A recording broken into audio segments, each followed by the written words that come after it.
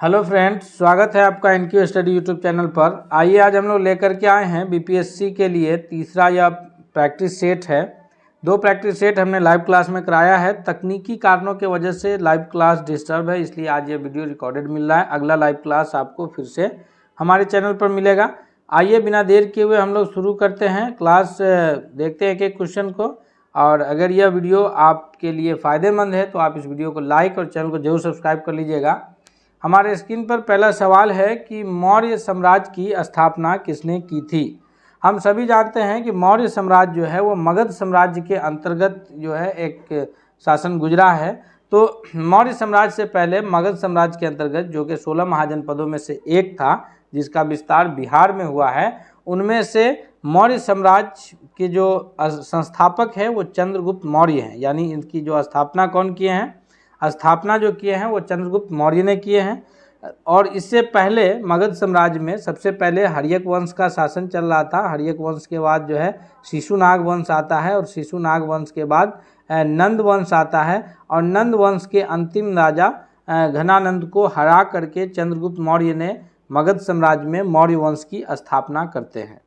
चंद्रगुप्त मौर्य के साथ जो साथ देते हैं वो है कौटिल्य, जिनको अन्य नाम चाणक्य और विष्णुगुप्त के नाम से भी जाना जाता है, जिन्हें चंद्रगुप्त मौर्य ने अपना प्रधानमंत्री नियुक्त किया था। याद रखते चलिएगा, हम सारा डिस्क्रिप्शन बताते चलते हैं कि चंद्रगुप्त मौर्य ने क्या किया था कि कौटिल्य को अपना प्रधानमंत्री नियुक्त किया था। कौटिल्य ने एक पुस्तक की रचना की है जो बहुत ही महत्वपूर्ण पुस्तक है, जिसके बारे में अक्सर परीक्षा में पूछा जाता है। उसका नाम है अर्थशास्त्र। उसकी रचना जो है कौटिल्य ने की है। अगले क्वेश्चन की ओर बढ़ते हैं। अगला प्रश्न है हमारे स्क्रीन पर कि मुद्रा राक्षस के लेखक कौन है। यह भी एक प्राचीन ग्रंथ है, मुद्रा राक्षस। इसके लेखक अश्वघोष घोष हैं, विशाख दत्त हैं, कालिदास हैं या फिर भास है। तो इस प्रश्न का जो सबसे सही उत्तर होगा कि मुद्रा राक्षस के जो लेखक हैं वो ऑप्शन नंबर बी करेक्ट होगा, विशाख दत्त हैं। आप लोग अगर पहले हमसे आंसर सही कर पा रहे हैं तो आप कमेंट करके भी बताइएगा ज़रूर। मिलते हैं अगले प्रश्न की ओर बढ़ते हैं हम लोग। अगला प्रश्न है कि मौर्य काल में शिक्षा का सर्वाधिक प्रसिद्ध केंद्र कौन था। हम सभी जान रहे हैं कि जो मौर्य काल का जो ज़माना है ये प्राचीन भारत का ज़माना है, और प्राचीन काल में शिक्षा का जो प्रमुख केंद्र था, एक तो नालंदा का नालंदा विश्वविद्यालय था। कौन था? नालंदा विश्वविद्यालय। दूसरा था बिहार के भागलपुर में स्थित विक्रमशिला विश्वविद्यालय। और एक और जो उसी वक्त का प्रसिद्ध विश्वविद्यालय है वो तक्षशिला विश्वविद्यालय है। तो ये 3 प्रमुख विश्वविद्यालय जो है ये प्राचीन काल के हैं। उसमें मौर्य काल में शिक्षा का जो सर्वाधिक प्रसिद्ध केंद्र था वह तक्षशिला था, जो कि ऑप्शन नंबर सी सबसे करेक्ट आंसर होगा। तक्षशिला वर्तमान में जो है यह पाकिस्तान के क्षेत्र में आता है। अगला प्रश्न है हमारे स्क्रीन पर। इस प्रकार के प्रश्न बीपीएससी अक्सर पूछते हैं, तो हमें इस प्रश्न में कंफ्यूज नहीं होना है। इस तरह के प्रश्नों को आसानी से करना है और हमको अपना मार्क्स सुरक्षित कर लेना है। बीपीएससी ने नोटिफिकेशन जारी कर दिया है, कल से फॉर्म भरने का भी डेट है। तो आप सभी अपनी तैयारी को मुकम्मल रखिए और जितनी जल्द हो सके बेहतर तैयारी कीजिए। ये हमारा जो मिलान करने वाला सूची है, सूची 1 को सूची 2 से मिलाना है। कौन से सम्राट को अन्य किन नामों से जाना जाता था। तो ये प्रश्न है कि चंद्रगुप्त हैं, बिंदुसार है, अशोक है, चाणक्य है, इनको किन किन नामों से जाना जाता है। तो हम सभी जानते हैं कि चंद्रगुप्त को जो है वो सैंड्रोकोटम के नाम से जाना जाता है, बिंदुसार को अमित्रघात के नाम से जाना जाता है, अशोक को प्रियदर्शी के नाम से जाना जाता है, और चाणक्य का अन्य नाम पीछे भी हम बताए हैं कि विष्णुगुप्त भी है, और उन्हीं का नाम जो है वो कौटिल्य भी है। याद रखेंगे हम लोग, चाणक्य का ही नाम है कौटिल्य भी, विष्णुगुप्त भी। इस तरह से अगर हम लोग देखें तो जो सबसे करेक्ट आंसर होगा वो ऑप्शन नंबर सी होगा कि चंद्रगुप्त को सैंड्रोकोटम, बिंदुसार को अमित्रघात, अशोक को प्रियदर्शी के नाम से और चाणक्य को विष्णुगुप्त के नाम से जानते हैं। अगले क्वेश्चन की ओर बढ़ते हैं हम लोग। अगला प्रश्न है कि अशोक के अधिकांश अभिलेख किस भाषा व लिपि में मिले हैं। यानी अशोक के जितने भी अभिलेख प्राप्त हुए हैं उनकी भाषाएं क्या है और उनकी लिपि कौन सी है।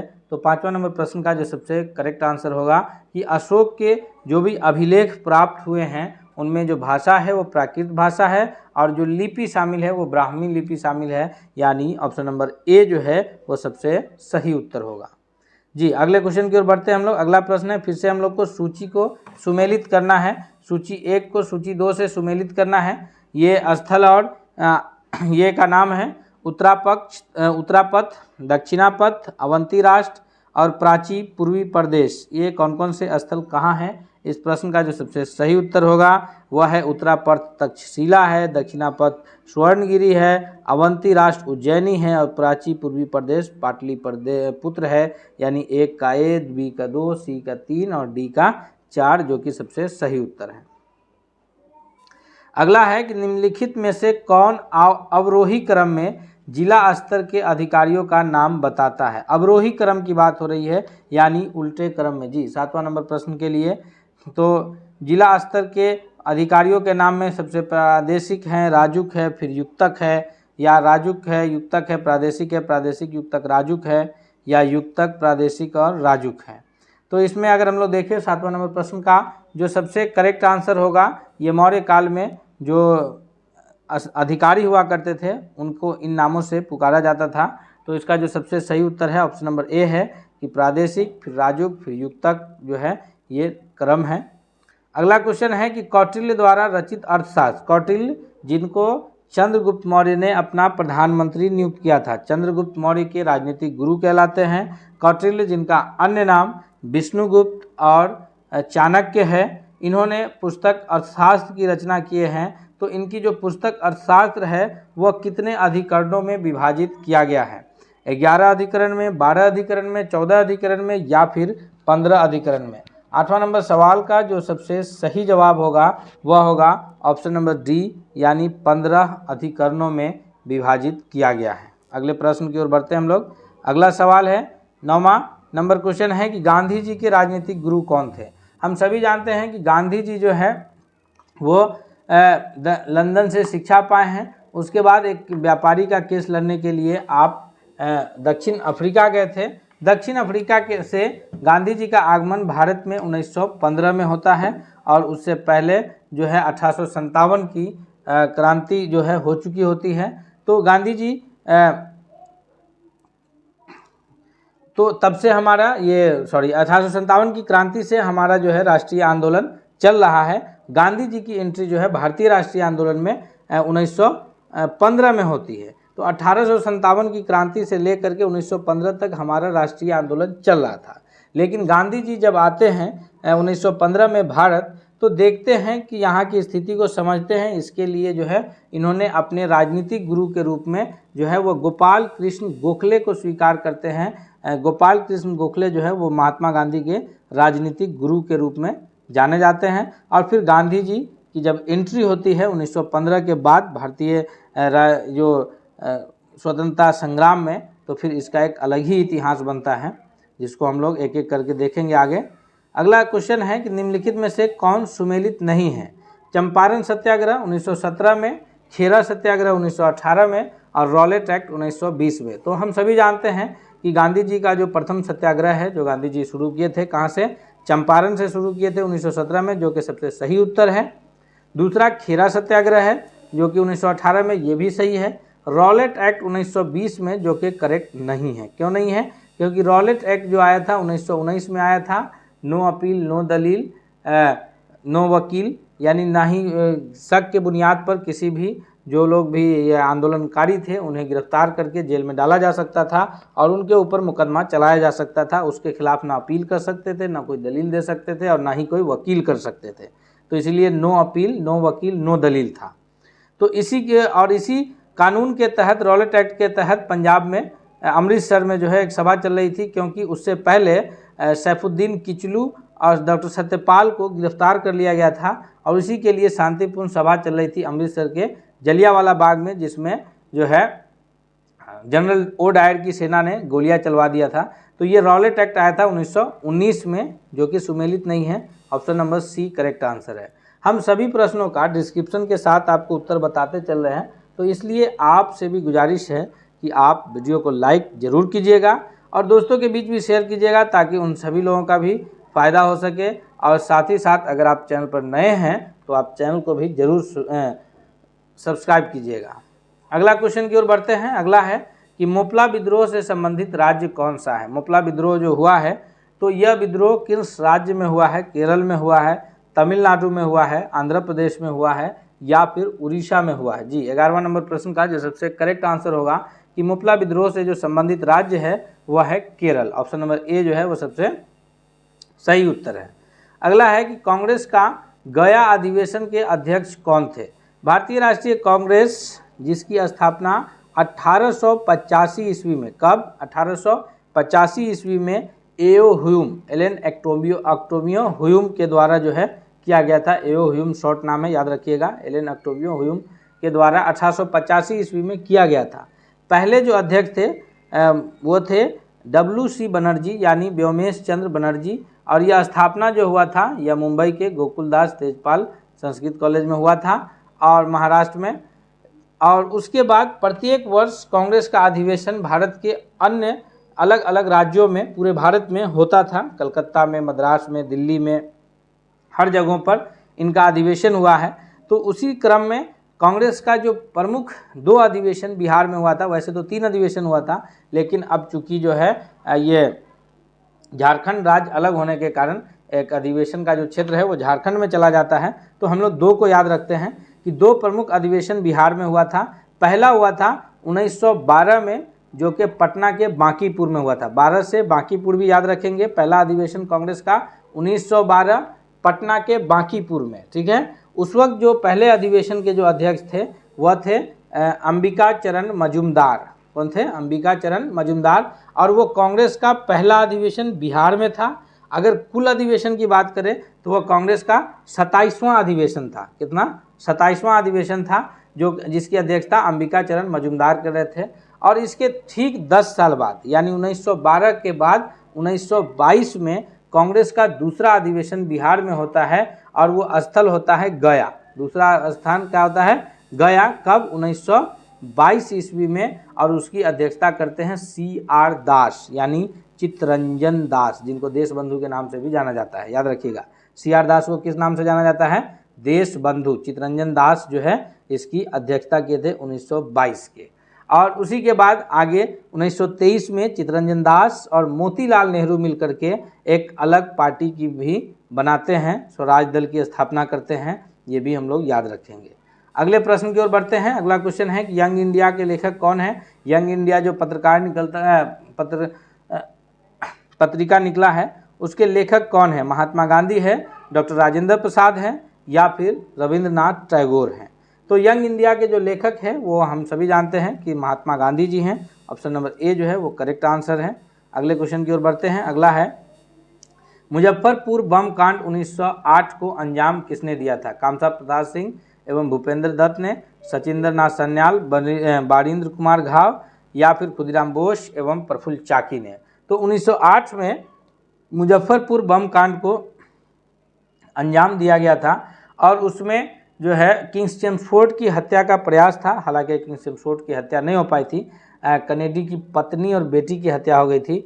और उसमें जो शामिल थे, जो ये बम कांड को जो अंजाम देने में शामिल थे, वो महान स्वतंत्रता सेनानी खुदीराम बोस और प्रफुल्ल चाकी उसमें शामिल थे।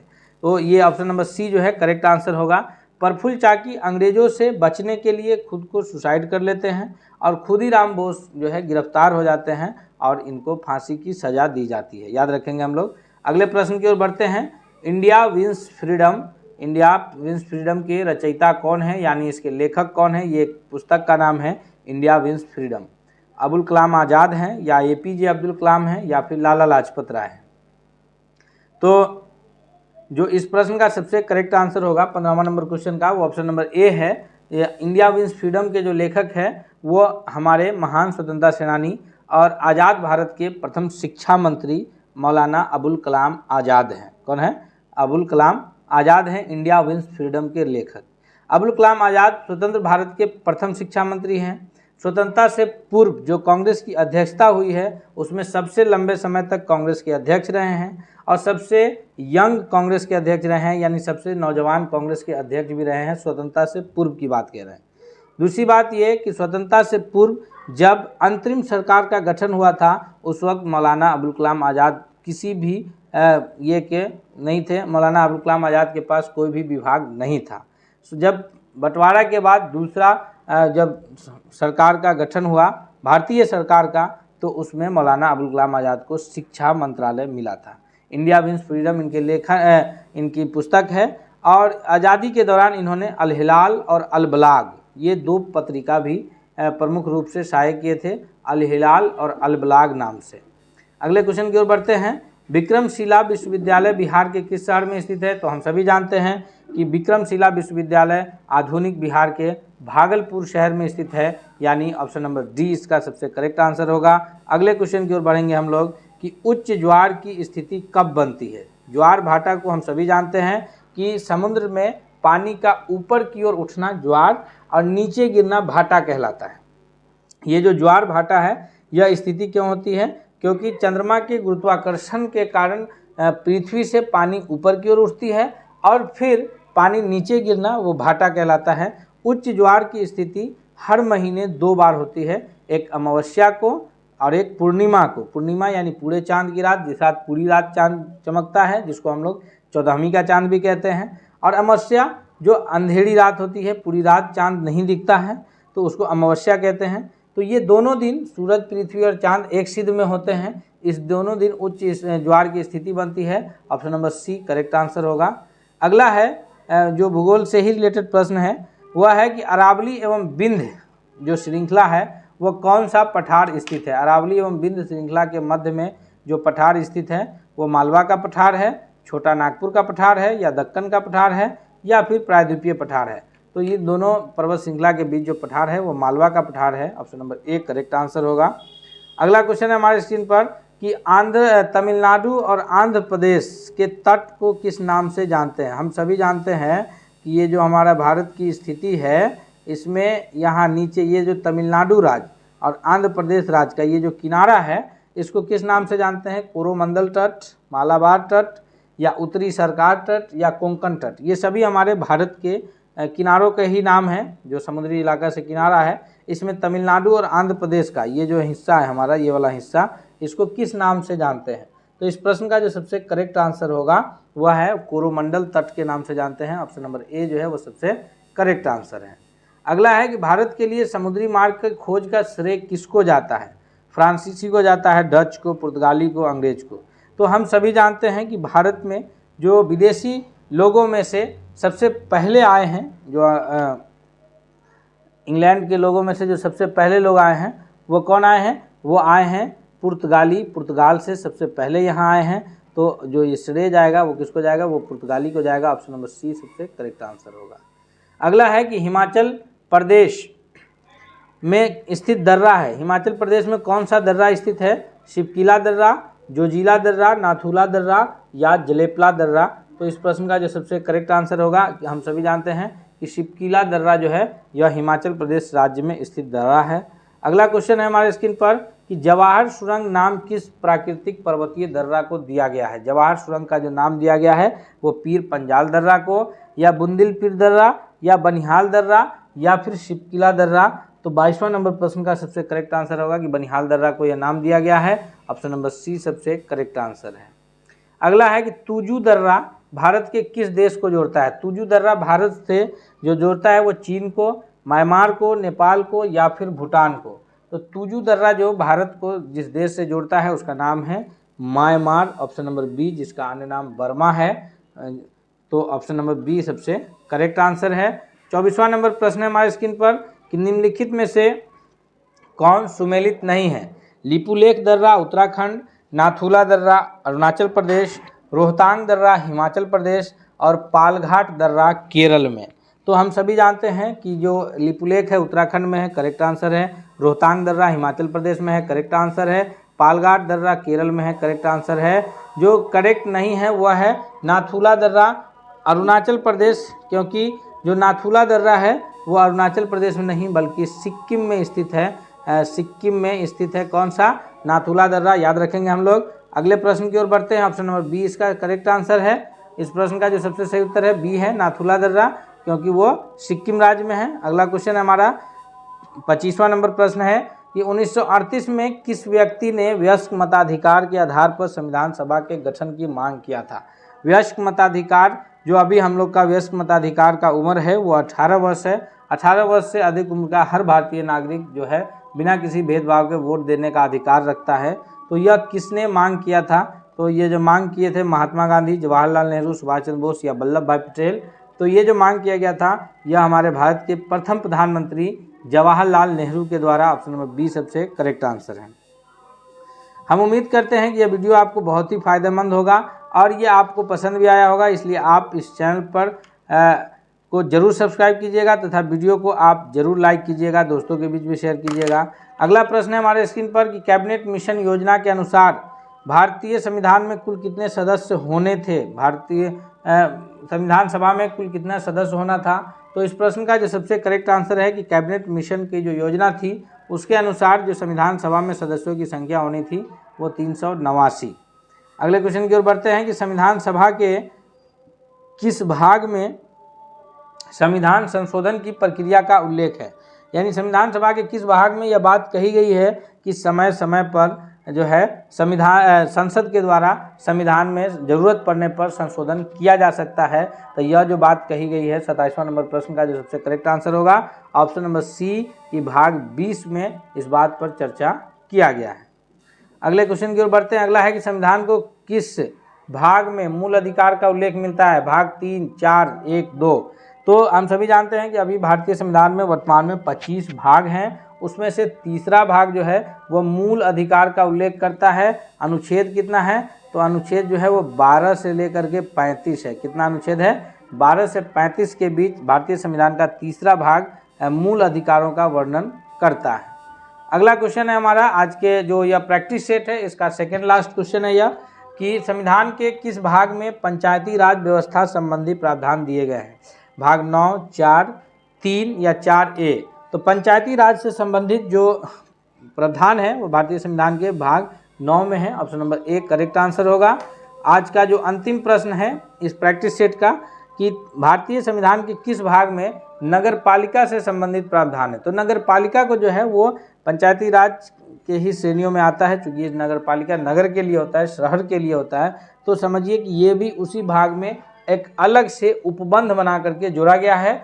तो इस प्रश्न का जो सबसे करेक्ट आंसर होगा कि भारतीय संविधान के किस भाग में नगर पालिका से संबंधित प्रावधान है वो ऑप्शन नंबर डी हो जाएगा, यानी 9A में। अब हम लोग आज इस 30 प्रश्नों का यह सेट कंप्लीट किए हैं। हम लोग मिलेंगे जल्द। कल से उम्मीद है कि हम लोग लाइव प्रैक्टिस सेट में मिले, जिसमें आप सभी जुड़िएगा, आंसर दीजिएगा, कोई प्रॉब्लम हो तो वहाँ पे डिस्कस करेंगे हम लोग और इस तरह से हम लोग अपनी तैयारी को एक बेहतर ऊंचाई देंगे। मिलते हैं अगले प्रैक्टिस सेट के साथ, तब तक के लिए धन्यवाद। चलते चलते इस वीडियो को लाइक कीजिए, दोस्तों के बीच शेयर कीजिए ताकि सभी लोग अपनी तैयारी को बेहतर ऊंचाई दे सके। बहुत बहुत धन्यवाद।